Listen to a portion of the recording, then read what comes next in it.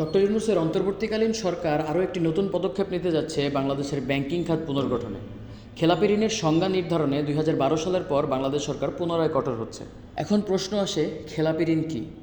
কোনো ব্যক্তি বা প্রতিষ্ঠান ঋণ গ্রহণের পরে নির্দিষ্ট সময়ে কিস্তির অর্থ পরিশোধ না করলে সেই ব্যক্তি বা প্রতিষ্ঠান ঋণখেলাপি হিসেবে গণ্য হতে পারে।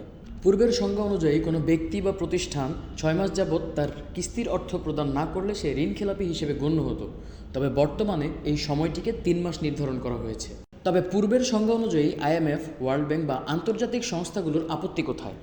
আপত্তির জায়গাটি হচ্ছে এতে করে ব্যাংকের এনপিএল অর্থাৎ নন পারফর্মিং লোনের পরিমাণ কম দেখায় এবং ব্যাংকগুলোর ঋণ প্রবাহ স্বাভাবিক বলে বিবেচিত হয়, যদিও বাস্তবচিত্র ভিন্ন। বাস্তবচিত্র হচ্ছে ব্যাংকগুলো তাদের এনপিএল কম দেখাতে বিভিন্ন ফাইন্যান্সিয়াল ইঞ্জিনিয়ারিং ব্যবহার করে থাকে। এগুলোর মধ্যে ঋণ পরিশোধের সময় বৃদ্ধি এবং সুদের হার কমানো ইত্যাদি অন্তর্ভুক্ত। সেপ্টেম্বরের পরিসংখ্যান অনুযায়ী বাংলাদেশের খেলাপি ঋণের পরিমাণ $23 বিলিয়ন ছাড়িয়েছে, যা শতকরায় দক্ষিণ পূর্ব এশিয়ার সর্বোচ্চ। ডেইলি স্টারের এক বিবৃতিতে অ্যাসোসিয়েশন অফ ব্যাংকার্স বাংলাদেশের ফরমার চেয়ারম্যান জনাব নুরুল আমিন জানায়, ডিসেম্বর মাসে এই খেলাপি ঋণের পরিমাণ ৩ লক্ষ কোটি টাকা ছাড়িয়ে যেতে পারে।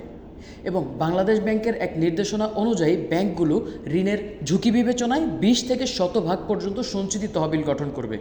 ফলে ব্যাংকগুলো ঋণ প্রদানে আরও বেশি সচেতন, যাচাই বাছাই এবং কঠোরতার নীতি অবলম্বন করবে। পূর্বের রেজিমের ঘনিষ্ঠ ব্যবসায়ী এবং বড় বড় ঋণখেলাপির চাপে খেলাপি ঋণের পরিমাণকে কম দেখানোর জন্য ঋণখেলাপি হিসেবে বিবেচিত হওয়ার সময়সীমাকে ৬ মাস এবং মেয়াদি ঋণের ক্ষেত্রে এই সময়সীমাকে ৯ মাস বলে পূর্বে বিবেচনা করা হতো। ঋণখেলাপির এই নতুন সংজ্ঞায়নে আমাদের লাভ কী? আমাদের লাভ হচ্ছে এতে ইনফ্লেশন কমে যাওয়ার সম্ভাবনা রয়েছে। সেটি কিভাবে?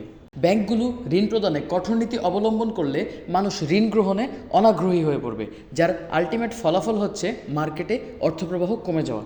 এর চূড়ান্ত ফলাফল হচ্ছে ইনফ্লেশন হ্রাস। ব্যাংকিং খাত পুনর্গঠনে বাংলাদেশ ব্যাংকের নেওয়া নতুন পদক্ষেপগুলো নিয়ে আপনার মতামত কী তা কমেন্ট সেকশনে জানান।